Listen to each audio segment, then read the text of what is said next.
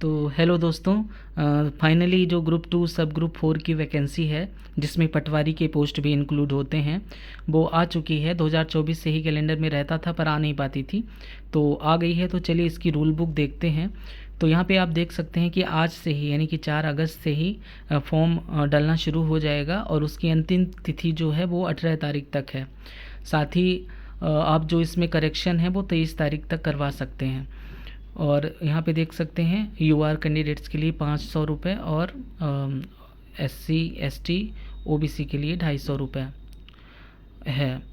और साथ ही देखेंगे यहाँ पे जो पटवारी की जो परीक्षा होनी है यहाँ पे वो सिर्फ़ और सिर्फ दिव्यांग जन ही एलिजिबल हैं। लेकिन तो क्या बाकी लोगों के लिए कुछ नहीं है? तो है, जो ग्रुप टू सब ग्रुप फोर की अदर पोस्ट्स हैं उनमें एलिजिबल हैं।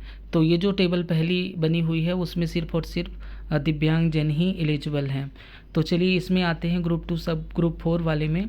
तो पहले तो यहाँ पे वैकेंसी के बारे में है और जो सिलेबस है वो पिछली बार का ही है, यानी कि साइंस, हिंदी, इंग्लिश और मैथ और यहाँ पे जो जीके है, कंप्यूटर है और रीजनिंग है और साथ ही मैनेजमेंट, ये पहले भी इसका सिलेबस था और अभी भी वही है। साथ ही यहाँ पे एज क्राइटेरिया के बारे में भी सब कुछ आप देख सकते हैं, जो कि काफ़ी ज़्यादा होता है, यानी कि 45 साल तक आप दे सकते हैं पेपर। तो इसमें तो कुछ इशू है नहीं। चलिए आते हैं, देखते हैं है कौन कौन सी वैकेंसी नीचे, जल्दी से स्क्रॉल करके। अभी मैं आपको थोड़ा सा जल्दी में दिखा दूंगा और बाकी फिर मैं इसको कैटेगराइज करके बताऊंगा कि किस किस पोस्ट के लिए क्या क्या एलिजिबिलिटी है। और मतलब अगर आपने सिर्फ ग्रेजुएशन किया है तो आप किस पे भर पाएंगे, अगर आपका सीपीसीटी और कंप्यूटर डिप्लोमा भी है तो क्या भर पाएंगे, और साथ ही अगर आपका कॉमर्स में ग्रेजुएशन है तो उसके लिए क्या पोस्ट है। तो अलग अलग चीज़ों के लिए अलग अलग पोस्ट है, उसके लिए मैं एक अलग से डेडिकेटेड वीडियो बनाऊंगा। यहाँ पे आप सिर्फ ये देखिए कि कौन कौन सी चीज़ों की वैकेंसी आई हुई है। तो ये टेबल आ चुकी है, आप देख सकते हैं। और इस टेबल में कई तरह की पोस्ट हैं जिनके लिए अलग अलग एलिजिबिलिटी क्राइटेरिया है। तो अभी तो ये टेबल में है, टेबल के बाद अलग अलग पोस्ट का डिटेल्ड में बताया रहेगा कि कौन से कैटेगरी की कितनी वैकेंसी, साथ ही क्या है उसकी एजुकेशनल क्वालिफ़िकेशन, वो टेबल बना के लिखा रहता है। तो वो ज़्यादा अच्छा रहता है, वहाँ पे हम डायरेक्ट देखेंगे तो ज़्यादा समझ आएगा।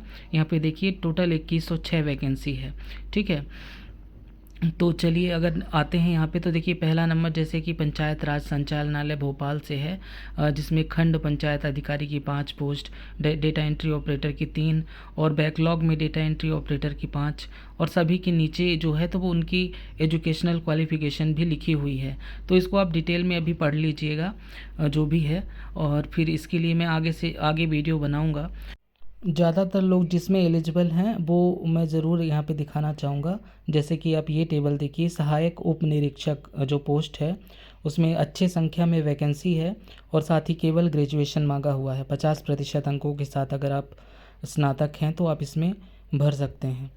तो इसको आप देख लीजिएगा। बाकी बहुत सारे नंबर ऑफ़ पोस्ट हैं, मैं सबको यहाँ पे नहीं दिखा रहा हूँ अभी इस वीडियो में।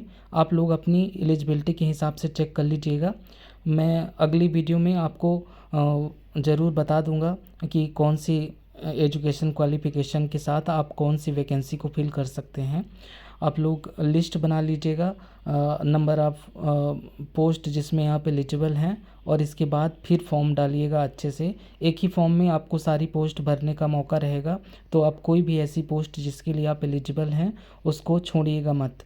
और साथ ही क्योंकि एग्ज़ाम अगले ही महीने से शुरू होना है तो आपकी परीक्षा की जो तैयारी है वो भी आप शुरू कर दीजिए, ठीक है।